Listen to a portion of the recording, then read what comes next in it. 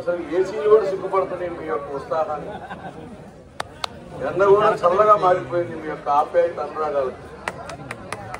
జగ్గయ్యపేట అనుకున్నా కానీ ఇది తన్నీరు శ్రీనివాసరావు పేట లాగా, తన్నీరు నాగేశ్వరరావు పేట లాగా.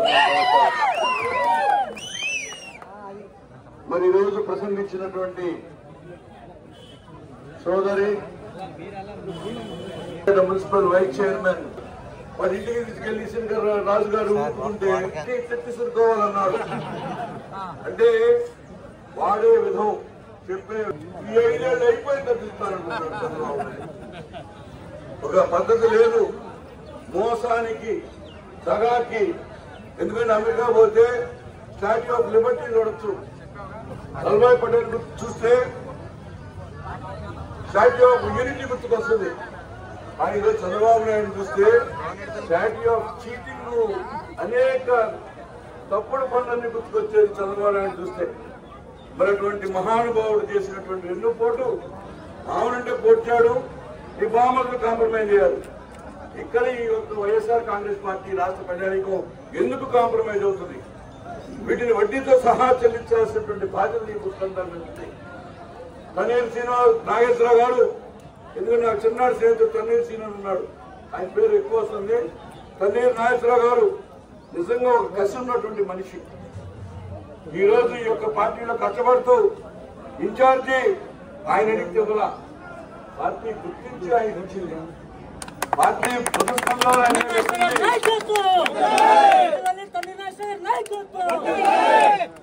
అందుకని మీ యొక్క జగ్గయ్యపేట రాజకీయాల్లో 2 రకాల రాజకీయ నాయకులు ఉంటారు. ఒకటి జేబులు నింపుకునేవాడు, 2 జేబులు ఖాళీ చేసుకునేవాడు. ఈయన మనకి జేబులు ఖాళీ చేసుకునే నాయకత్వం, ప్రేమించడం, 10 మందిని పెట్టడం, 10 మందిని ఆప్యాయత అనురాగంతో ప్రేమించేటువంటి రాజకీయ నాయకులు కరువు అవుతున్న రోజుల్లో ఈ రోజు మీకు తన్నీరు నాగేశ్వరరావు గారు దొరకడం మీ అందరి అదృష్టం. జగ్గయ్యపేట చేసుకున్నటువంటి మంచి కార్యకర్తలు కూడా చూస్తూ ఉంటే, అందరూ పేర్లు చూస్తూ ఉంటే ఒక్కరు కూడా పరిగెత్తుతున్నారు. నేనైతే చెబుతున్నా కదా, గుంటూరు కృష్ణా జిల్లాలో ఇదే నెంబర్ 1 అనిపిస్తుంది. ఇక్కడే బాగా వచ్చారని చెప్తా ఉంది. తర్వాత తన్నీరు నాగేశ్వరరావు గారు నేను కలిసి, ఎందుకంటే ఈ రోజున ఏదో మన వైఎస్ఆర్ కాంగ్రెస్ పార్టీ కార్యకర్తల సమస్య కాదు ఇది.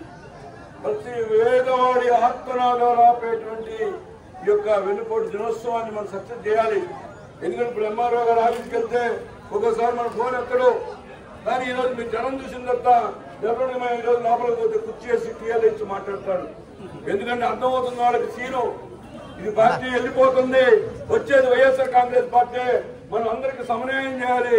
కార్యకర్తలు అనేటువంటి అన్ని పార్టీలకు ఉంటాయి. న్యాయం నిజాయితీగా మనం పనిచేయాలనేటువంటి భావన అధికారులు కల్పించాలంటే మనకి మన కార్యకర్తలను అడుగునట్టాలి, మన కార్యకర్తలు పట్టు బిగించాలి. ఎందుకంటే ఈరోజు చిన్నప్పుడు అనేవాడు పొలం పుట్ర నగలు నట్ర అనేవాడు. మనం పొలం ఇచ్చాము, నగలు ఇచ్చాము, నేను చదువు ఇచ్చాను, నట్రిచ్చానంటున్నాడు, పుట్రిచ్చాను అంటున్నాడు. అది ఏ విలువ ఉంది? సో అందుకని ఈ రోజున ఇంత కష్టకాలంలో ఈ రోజు ఈ పార్టీని మోస్తున్నటువంటి మీ అందరూ కూడా శిరస్సు వచ్చి నమస్కారం చేస్తా ఉన్నా. ఎందుకంటే మీరు ఎన్నికలు ఉన్నాయా? 4 ఏళ్ల తర్వాత మీకు పదవులు వచ్చేది కూడా. అంతకుముందు ఎన్టీ రామారావు బొమ్మ పెద్దగా ఉండే తెలుగుదేశంలో, ఇప్పుడు ఎన్టీ రామారావు బొమ్మ చిన్నది అయిపోయింది, లోకేష్ బొమ్మ పెద్దది అయిపోయింది. ఎందుకంటే ఈ రోజు ఎన్టీ రామారావు గారు మళ్ళీ వచ్చినాక పదవి పుట్టాడా, పదవులు ఇచ్చేది లోకేష్ అనేటువంటి భావన వెళ్ళిపోతా ఉంది ఆ పార్టీలో. కానీ ఈరోజు మేము ఒకటే చెబుతున్నాం, మేము మా కోసం కాదు, మా కుటుంబాలు మీకోసం త్యాగం చేసినాయి. మేము ఈరోజు ప్రజల్లో తిరుగుతున్నాం, మాసులు కరగబెట్టుకుంటున్నాం అంటే మీ కార్యకర్తలు చల్లగా ఉండాలనేటువంటి భావన. నేను జగన్మోహన్ గారికి చెప్పా, ఈసారి బట్టలు నొక్కితే డబ్బులు వెళ్ళే కార్యక్రమం కాదు, కార్యకర్తలు నొక్కితేనే జనాలకు డబ్బులు వెళ్ళే పరిస్థితి.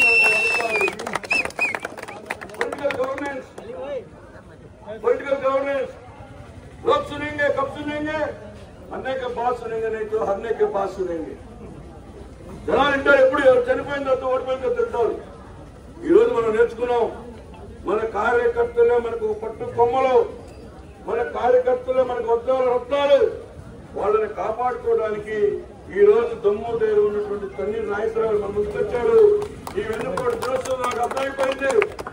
జగ్గయ్యపేట ఇది నాంది. ఇది ఆరంభం.